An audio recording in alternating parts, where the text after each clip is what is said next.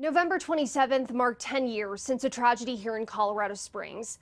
A shooting at the Planned Parenthood that killed 3 people and injured 9 others. Now, on November 22nd, the gunman, who at one point admitted to the shooting, died in a federal mental health facility.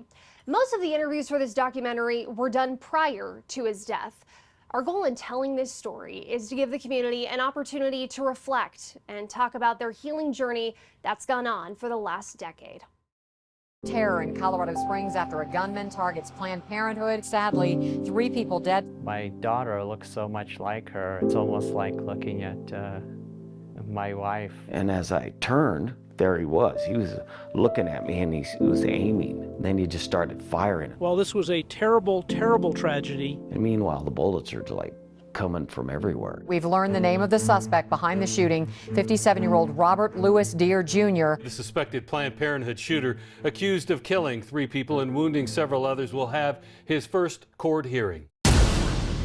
Feel the truth, huh? The suspect, Robert Deere, made several outbursts, many of them unsolicited. Kill the babies. That's what Planned Parenthood does. Why the delay? I mean, it was horrible what he did. Still not mentally fit to stand trial. Confessed Planned Parenthood shooter ruled mentally incompetent to stand trial. Me, as well as the others, we're all angry. We wanted justice. To me, there's never going to be real closure.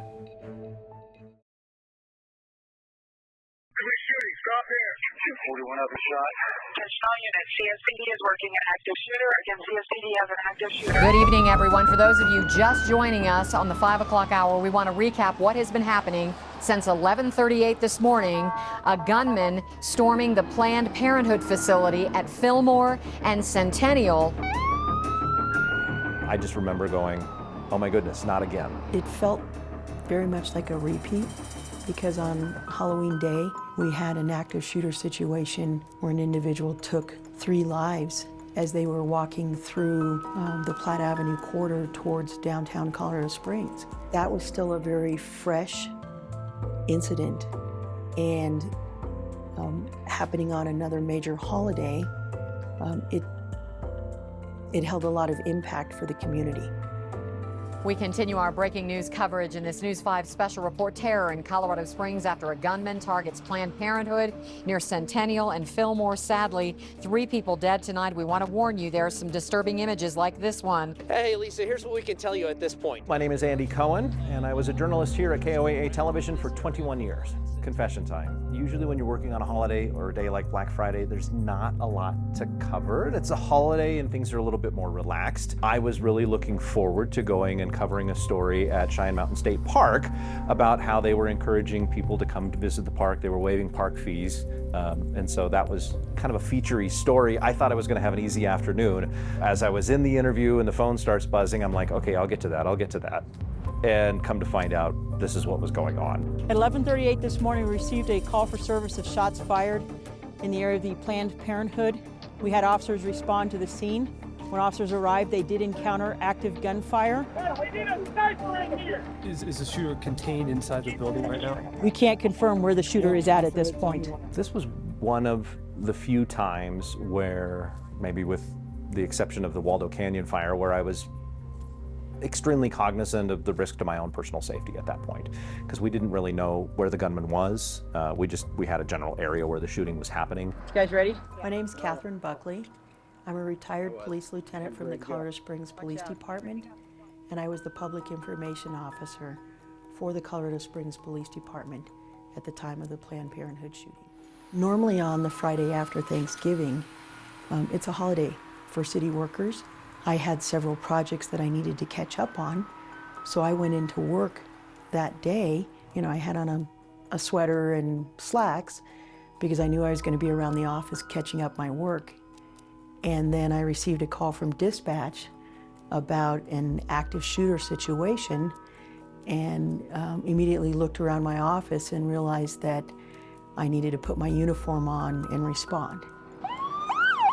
So it was a very large scene because in addition to Planned Parenthood, there is a rehabilitation hospital next to it. And then on the other side, you have King Soopers with a full complement of other businesses in that parking lot.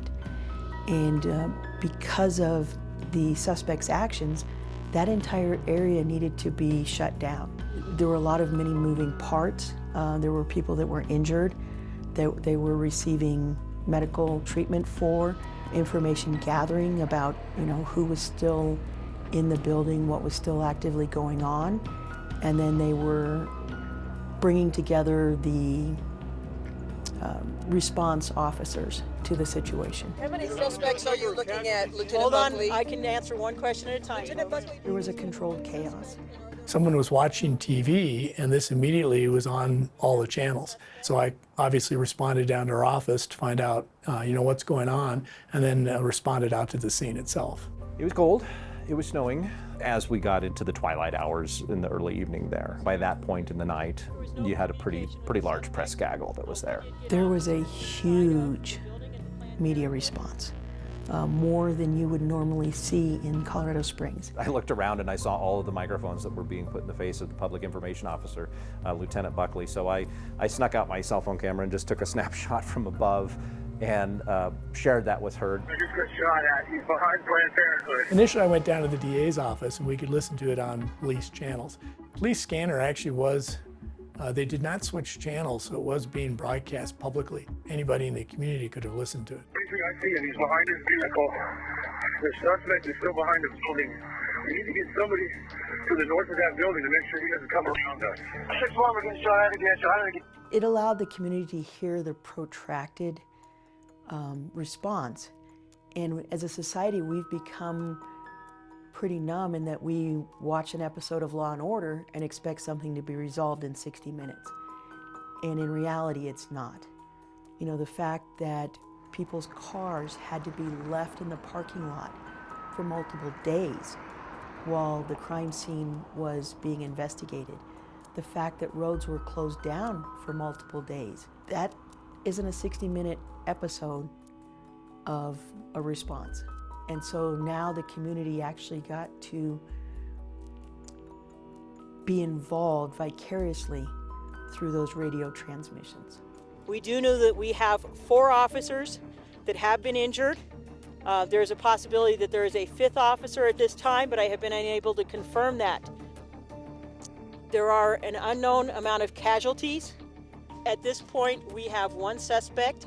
And he is in the Planned Parenthood building? Yes, he is in the Planned Parenthood building. It all happened so fast, yeah. I was confused, but I saw what he did, saw his face and everything. He was facing me. I'll never forget his face, From working so long in the emergency department, I know that tragedy can kind of happen at any time under the most mundane of circumstances. Suddenly a woman burst in the door, and I think her exact words were, "Oh my God, he has a gun and he's shooting people." And at first I thought, she must be mistaken. We do know that a number of individuals were inside of the Planned Parenthood building with this shooter for a period of hours, but they had been able to safely evacuate a number of people. Another bus. The friends I drove there survived okay. They had some experiences inside. They were witnesses to what he was doing in there. It was pretty horrible. The feeling I remember everybody wanting was to just have it be over. And it was kind of surprising that this suspect was still,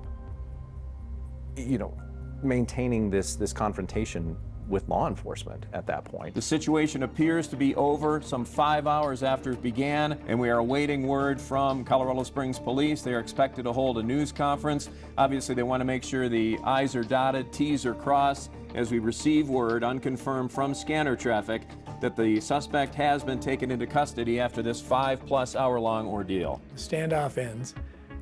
There's a lot of press there. We had a phalanx of all sorts of cameras, local, national, international, that want a comment. Unfortunately, with this tragic situation today, we have to confirm that we have 2 civilian casualties on scene, and we have the death of 1 police officer. The death of the officer on scene is from the University of Colorado at Colorado Springs Police Department. We had 4 civilians transported to local hospitals with gunshot wounds, We had 5 officers transported to local hospitals with gunshot wounds. The 9 individuals that were transported are in good condition at this time. This was one of those stories that it impacted our community. You know, I mean, it really did. This is a terrible, terrible tragedy that's occurred here in Colorado Springs today. We have also learned the police officer killed was 44-year-old Garrett Swasey, a 6-year veteran of the police force with UCCS. UCCS Chancellor Pam Shockley-Zalabak says Swasey responded to the scene in support of Colorado Springs police officers and then was shot and killed in the line of duty. And we have not yet learned the names of the other 2 civilian victims. As soon as we learn more, we'll be sure to bring that to you. Still to come on 10 years later. My daughter looks so much like her. 10 years after the tragedy at Planned Parenthood, families continue to mourn and honor the lives lost. I didn't think that would have been the last time I talked to him. Do you consider yourself a victim? No, I don't know. I survived, so I don't think so. Survivors talk about the frustration of why the case never made it to trial. But I thought it would get to trial. Robert Deere always wanted to plead guilty. And former District Attorney Dan May sits down with News 5 after the death of Robert Deere to talk about why the delay in the case was surprising even for him.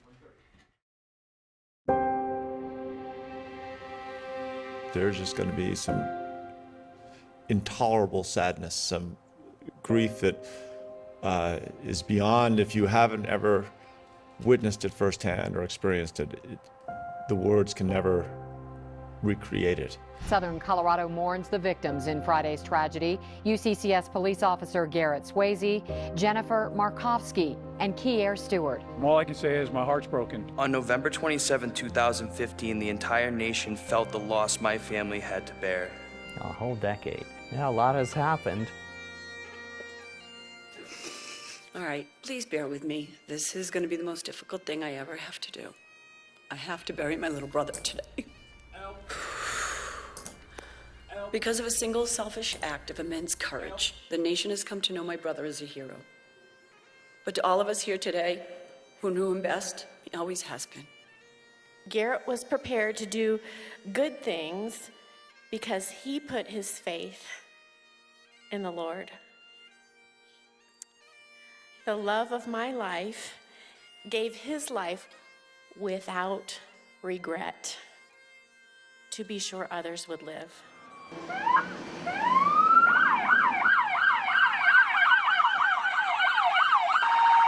It's very somber, it's very powerful. This procession just keeps going and going. Yeah, I'm headed that way. Attention all units, 4 Union 32, Officer Garrett Swasey, under watch at 11:47 on November 27, 2015. Thank you, sir, for your service and courage protecting our community. You will be missed. Rest in peace.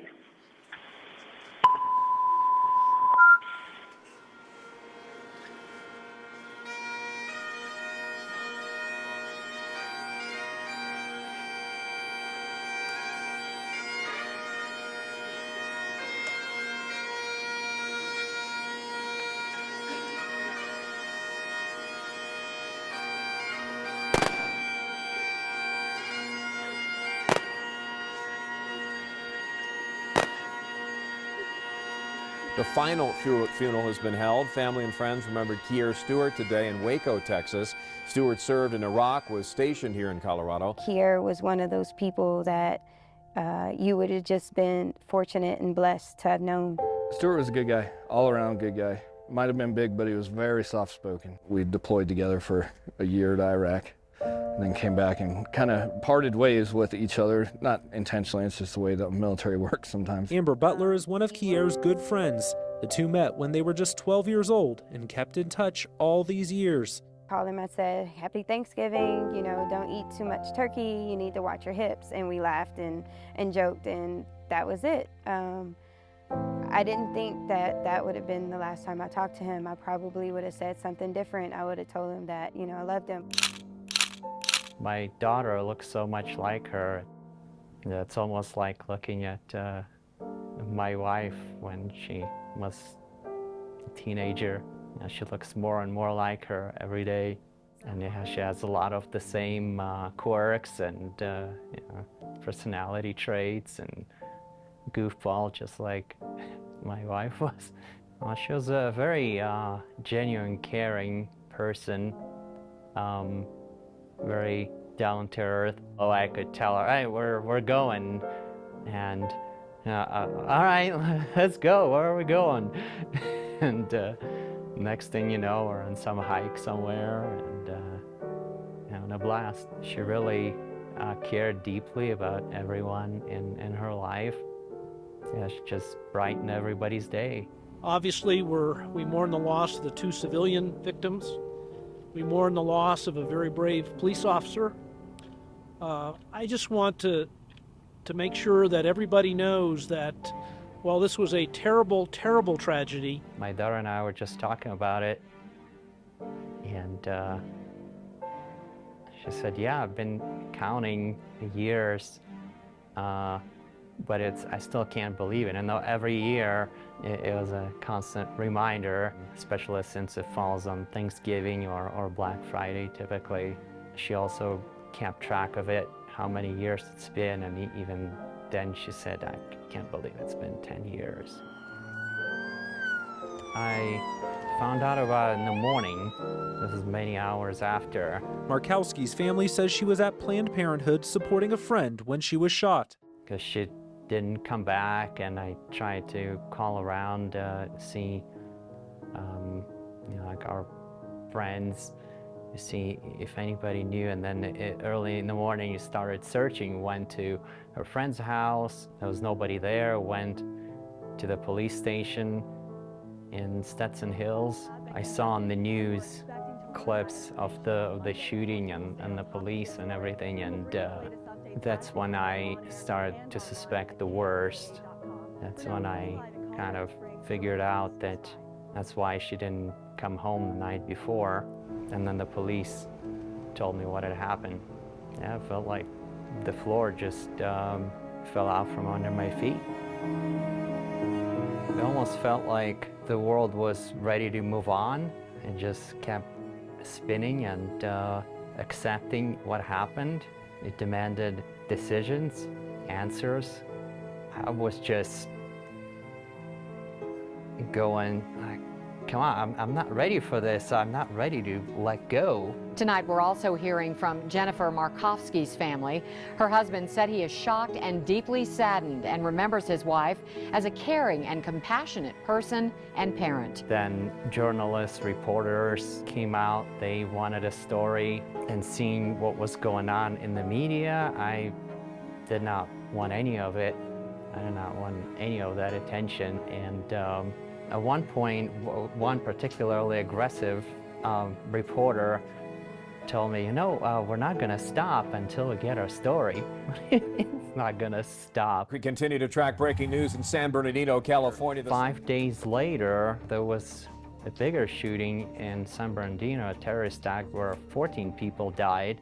All of a sudden, the journalists and the reporters stopped harassing me, and I thought, whoa, this is what it takes for me to get my peace. I didn't want anybody to die for it, but that's crazy. Accused Planned Parenthood shooter Robert Deere made no apologies to the victims' families in the courtroom. I referred to him as an it, because my mind, who would kill innocent people simply to prove a point. It cannot be a real person. Me, as well as the others, the other victims, we're all angry. We wanted justice. I'm probably speaking for others when I say that we wanted him to hurt like we did. After a while, and I mean a while, it took maybe 5-6 years for me to make peace with it all, and it's because I realized that it was like drinking poison. It was only killing me from the inside. It was holding me back. Somebody might call me a pacifist, because to many people this is still a sore wound, and you know, they want some kind of closure. But to me, there's never going to be real closure. It's not like anything that can be done from this point forward. It's gonna heal this completely. And I was angry, even though I knew that nothing anybody could ever do could bring Jennifer back. In our special coverage tonight, we've learned the name of the suspect behind the shooting, 57-year-old Robert Louis Deere Jr. from Hartselle, Colorado. Now, he surrendered after that 5-hour standoff that began just before noon, as we mentioned, at Planned Parenthood on Centennial. Motive for that shooting, though, still not determined at this hour. Initially, I went down to the DA's office, and we could listen to it on police channels. I put together a team that was ready to respond up when the police felt it was safe for us to respond. I'm Dan May. I'm the former district attorney of the 4th Judicial District, which is El Paso and Teller County. My term of office was 2009 to January 2021. The suspect has been taken into custody after this 5+ hour-long ordeal. Once he was taken into custody is when we really got more active. The district attorney for the 4th Judicial District, Dan May, and it's M-A-Y. We had a team of attorneys out there, including myself, so we started our prosecutorial process, if you will, that night. Basically immediately. Yeah. Hey, good morning, everyone. Thanks so much for joining us on this Monday morning. It is November 30th. And first up this Monday morning today, the suspected Planned Parenthood shooter accused of killing 3 people and wounding several others will have his first court hearing. Well, Deere looked dazed on the TV monitor. Again, this was a video advisement while he was inside the courtroom as he was read the most severe charge that he's facing. The initial charge is murder in the first degree. Deere is due back in court on December 9th. Colorado court system has a very structured system on who they're going to allow into a courtroom when it comes to covering some of these high-profile cases. So you have to, basically get in line, and you're sort of squeezed into the gallery there with the rest of the press. The suspect, Robert Deere, made several outbursts, many of them unsolicited. Feel the truth, huh? But also kill the babies. That's what Planned Parenthood does. Obviously, what was different with Robert Deere is you'd go in and he would usually have a speech that he would give as he walked into the courtroom each time. And then during the proceedings, he felt free to speak up anytime he wanted. You'll never know what I saw in that clinic, the atrocities. It was odd. I've been to court for other criminal cases before, and generally speaking, the defendant is sitting there with their attorneys and they don't say anything. They barely look at anyone else. Deere seemed to be rejecting the public defender's office from representing him, saying at one point that I will not meet with him again. Do you know who this lawyer is? He's the lawyer for the Batman shooter that drugged them all up, and that's what they want to do to me. The lead attorney had also been the lead attorney on the theater shooting case up in Aurora. When he walked in, I think Deere recognized him immediately, looked at him and said, "I don't want Batman's attorney." And he said that because that was the movie playing at the theater at the time, Batman. Public defender Dan King said that he wanted Mr. Deere to undergo a competency hearing first. Judge, we cannot begin to make a determination about the nature or the depth of Mr. Deere's mental illness. You're Full not my disclosure, lawyer. we have serious concerns about competency in this case. With the competency, you want to know that the person understands essentially what's going on in the courtroom. Are they able to understand what's going on in the courtroom, and are they able to aid their attorneys in their representation? They want the truth out. Unreasonable, Judge. This is unheard of, that the prosecution is trying to help get the truth out, and you're trying to silence the truth. You're trying to make me go, you want to make... I think the problem is obvious, Judge. I think one of the court proceedings, he finally spoke up, and y'all want to know why I did it, and I just stood up and yelled at him, You yelled at him in the courtroom? Oh, yeah. They escorted me out. I said, I'm not coming back to this mess. And I'm not going to agree to their mental health evaluations where they want to take me and put me under psychotropic drugs so that I can't talk like the Batman guy. Finished? Okay. We did file charges. We filed about 179 counts, including first-degree murder, but we never got to the point of entering pleas or having a preliminary hearing or any of the pretrial process when we were doing the competency. It was very early on. It was just whether he was competent to represent himself. New developments tonight in the case against confessed Planned Parenthood shooter Robert Deere. Today, Deere told the judge he wants to fire his appointed defense attorney and represent himself moving forward.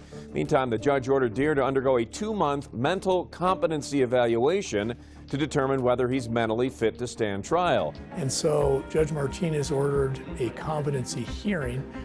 They wanted him seen down at the Pueblo State Hospital, the public defender, as I recall, and be evaluated by their staff down there of whether he was competent enough to represent himself. Any homicide case takes at least a year or two to get to trial. The more you up the stakes in the case, the more likely it's going to be 3 to 5 years before you're going to get to trial. The higher the charges, the longer it's going to delay the case. I attended the victims advocate meetings and a couple of other telecons and hearings.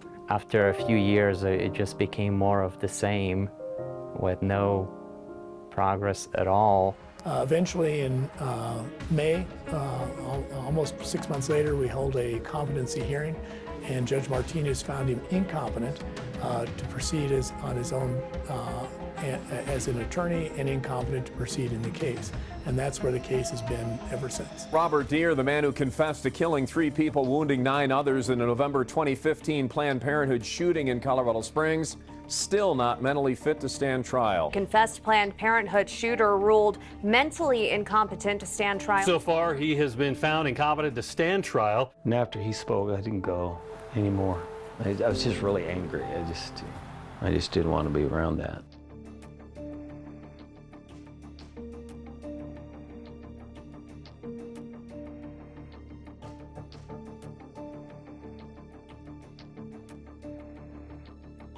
Yeah, well, in the 4+ years since that fateful day, the criminal justice process has really remained stagnant. But with the statute of limitations about to run out on the federal level, prosecutors there believe it was time to take this pivotal step. An appeals court ruled today that the suspect in the 2015 Colorado Springs Planned Parenthood shooting can be forcibly medicated. It's not unusual that competency comes up. We've had those delay 2 or 3 years, either on a competency issue.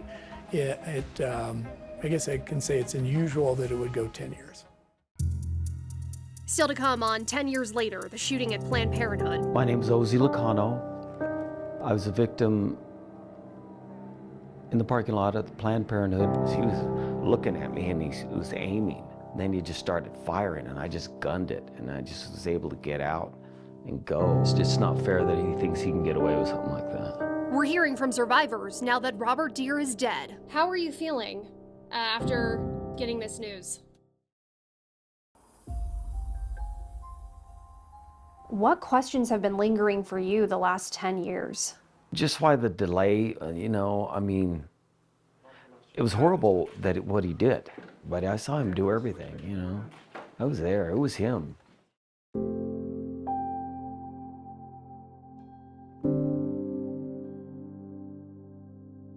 Makes you question humanity, My name is Ozy Licano. I was a victim in the parking lot at the Planned Parenthood, November 27th, 2015. I survived. I guess we're here to talk about that. It's kind of weird, you see in the movies how the evil people, their pupils turn black or the whole eyeball turn. That's what happened with him. When I saw him, I don't know if he had his gun up or not, but I saw his pupils go black. It was really strange. I'm like, and then, everything just started happening. Very weird. But he didn't get me, When you actually see somebody do that, you just feel in your heart and your soul that it's not right. And,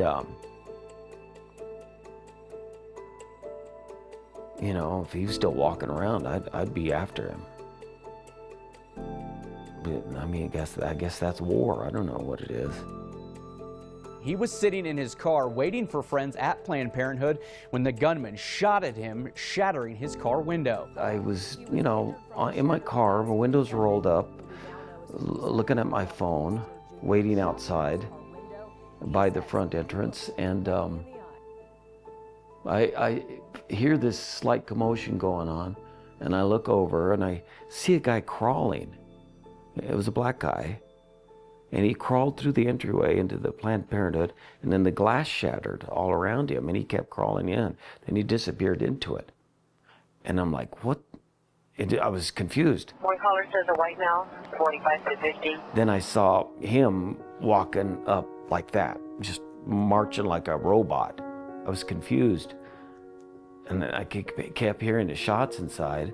I just got back in my car. I need to get out of here, you know? And so I put my car in reverse and started backing out. And as I turned, there he was. He was looking at me and he was aiming. And then he just started firing, and I just gunned it, and I just was able to get out and go. And meanwhile, the bullets are like coming from everywhere, you know. That's when Ozy backed out of the Planned Parenthood parking lot, drove to King Soopers, and he let everyone inside the grocery store know what was happening. That's when the store went on lockdown. He says he feels incredibly lucky. Robin, Lisa, there was a nurse, off-duty nurse in King Soopers that just happened to be there that kept him calm, looked over his wounds before he was transported to the hospital. All I know is that when I drove away, I was looking in my mirror and I could see blood splurting out. I didn't know where it was coming from, and I'm like, what is going on? My car was full of bullet holes, and I just barely got a few scratches out of the whole ordeal, you know. The friends I drove there survived okay. I mean, they had some experiences inside. They were witnesses to what he was doing in there. It was pretty horrible. As we brought you breaking news a while ago, that suspect finally taken into custody at 4:52 this afternoon. Then I heard he gave himself up, you know. That all happened while I was in the emergency room, I think. We're watching it on TV and stuff, you know, as it unfolded. Every time another incident happens, it does remind me. I think about it, you know. Wish other people would have survived like I did, you know. Why them and not me? I don't understand. It just doesn't seem fair. You know? That's the one thing that sticks in my head a lot, is that guy crawling for his life. You know, and no help at all, nothing. I couldn't do a thing. And I could tell what was going on, and there was nothing I could do. And that's the one thing that it keeps visiting me in my memories of just that poor guy, you know. You just feel so helpless, you know. He had a family and he had everything. And it's just not fair, you know. The victims are just always constantly going through my head. Do you consider yourself a victim? No, I don't know. I survived, so I don't think so. He was competent enough to do and think about all the details and actually take lives. He was competent in all of that. To decide to do that and carry it out? What, now all of a sudden he's not competent? And we have to feed him and pay for his existence? You know, if there was any doubt in me, yeah, I wouldn't feel this way, but I'm angry, you know? Why does he get away with that? Am I wrong, you know, for being angry? For what he did? Am I wrong for thinking that he's wrong? Are you still angry today? Yeah. I don't think about it much. I mean, I can control it, but it's not fair that he thinks he can get away with something like that. Yeah, I wish there would be something more extreme. I mean, I don't know. To me, it seems like he got away with it, you know? What has helped you in the last 10 years? Oh, the things that I do, people I get involved with, you know. You know, my wife, my music, you know. Keep my mind off of it. I've been driving lonely highways all my life, and you know it's true. How would you say that day changed like your outlook on life or how you live your life every day? And all my driving I enjoy things a lot more. Details are more impressive, you know. You see the value of the sun every day, you know. You see friends and family, how important they are, what they complain about, your mind is open to discussion for that very reason, because the next day I may not be here, you know. Hold to me, please hold on now. Stay with me, please stay somehow.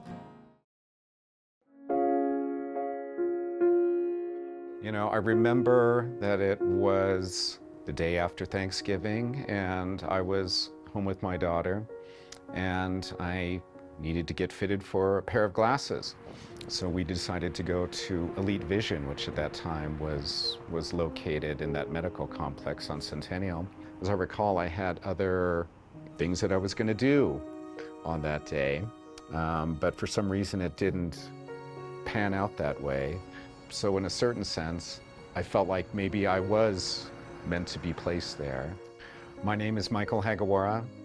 I am a nurse practitioner, though previously I spent 26 years in the emergency department at Penrose Hospital, and I was on scene the day of the Planned Parenthood shooting and was in a position to offer care to the victims.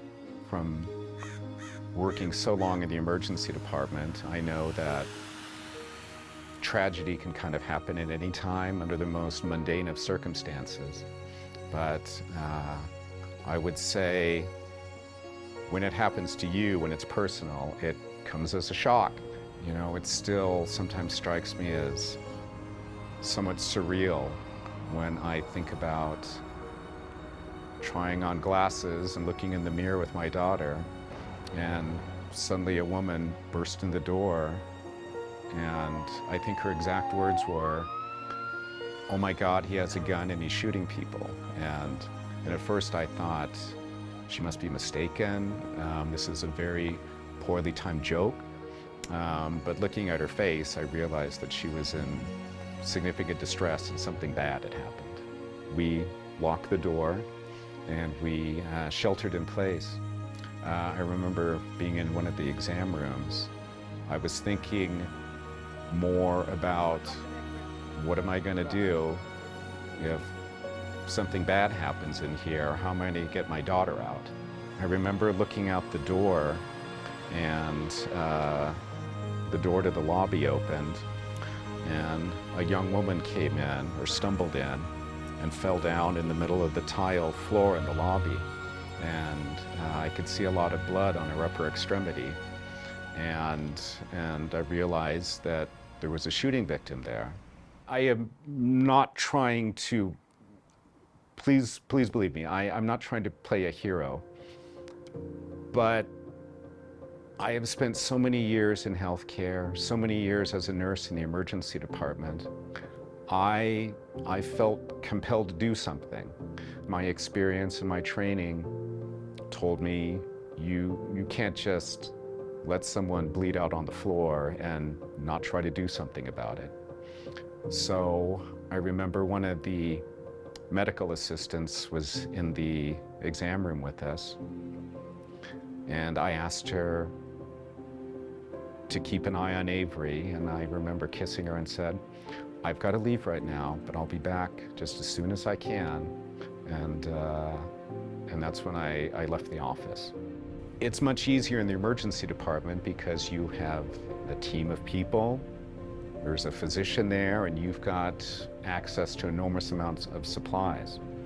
I remember trying to stop the bleeding as best I could by just applying direct pressure and then trying to hold a jacket on there. I had my down jacket on. Fortunately, Mountain View Medical was on the next floor upstairs. I asked them, do we have any wound care supplies? Do we have any IV gear? I started an IV there on the floor, and we applied a dressing as best we could to try to stop the bleeding. As this dragged on, just having this increasing sense of urgency, we have to transport these people. Like, they've been here on scene way too long. The SWAT team came in with their gear and, you know, the ballistic shields, and we actually used that as a stretcher to move them out to this armored vehicle. there was really no chaos. There was no screaming. It was nothing like you would see on TV. I tried to give a quick report to someone that looked like they were in charge, and then they evacuated them off the campus. And that's when there was nothing else for me to do except go back in and be a dad. And that's when I went back into Elite Vision and reunited with my daughter. This mass shooting appears to be, the fourth most deadly in our state's history. Just devastating. We're awaiting a press conference from law enforcement, first responders at the scene of a mass shooting, it appears now, at the King Superstore in Boulder. We have live team coverage of this tragedy that happened in our community. We're talking. You read about these things all the time in the news, or you see it on television. But these events happen routinely in America, routinely in Colorado, and it was just a surreal moment.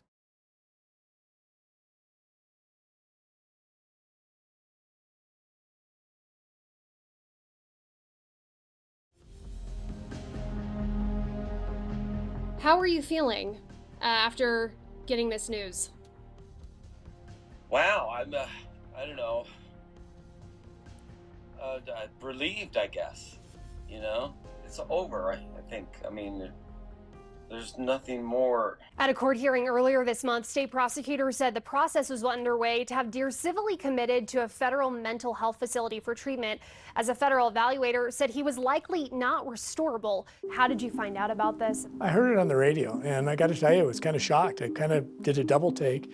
So I actually pulled over and looked at my phone and said, Robert Deer died? The 4th Judicial District Attorney's Office says it will now begin the process of dismissing the criminal case in state court. My first thought is I really felt sorry for the victims. In the end, he's exactly where he ought to be.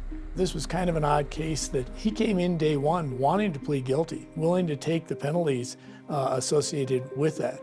He's been behind bars since day one that we arrested him. And the victims have waited and waited and waited. So I got to think this is a sudden ending for them. They never did get to that guilt stage, which they deserved, and which Robert Deer was, quite frankly, trying to do.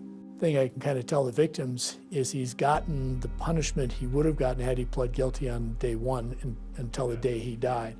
But that still doesn't help for the closures. It's kind of been alluded to what the motivation was in this case. Can you share, if you had to summarize, what Deer's motivation was that day? He's been focused on Planned Parenthood probably for decades. He clearly made it clear that one of his heroes was somebody who attacked a Planned Parenthood down south and just pled guilty to it and took the penalties. But I thought it would get to trial. Robert Deer always wanted to plead guilty. I mean, he was teaching the competency class, so we felt pretty confident that he was going to be found competent at some point and that we would have a trial. When someone is incompetent, the state hospital will actually have education classes for them to see if they, as part of their process of trying to return them to competency. They do a lot of different things, but one of them, they just have competency classes. I guess I assume that's what they call it, but Deer at one point was actually teaching the class. And we put that on even as evidence at one of our hearings, that he was teaching the class, saying, in our opinion, and it was always consistent in our opinion, we felt he was competent enough to go ahead and make decisions on his case. Ozy Licano now lives in Nevada, but he was driving some neighbors to the clinic that day. Why does he deserve forgiveness? I mean, I can forgive, but I'm never going to forget. I mean, why does he get to decide what he did that day and justify it the way he did? I just don't understand that kind of evil in people that think that they can get away with it, or they think they've justified their actions for whatever sick reasons they have in their head. It's beyond me. And had he been convicted, he'd still be in prison, so he's serving what he was serving. But they deserve to hear him say he was guilty, or have a jury find him he was guilty, and they deserve their day in court to express their feelings, and that's lost. A big takeaway was nothing should be taken for granted, because everything will be taken away someday. It doesn't have to be as dramatic as this event, but eventually everything will be taken away from me. making peace with that made me appreciate everything I have.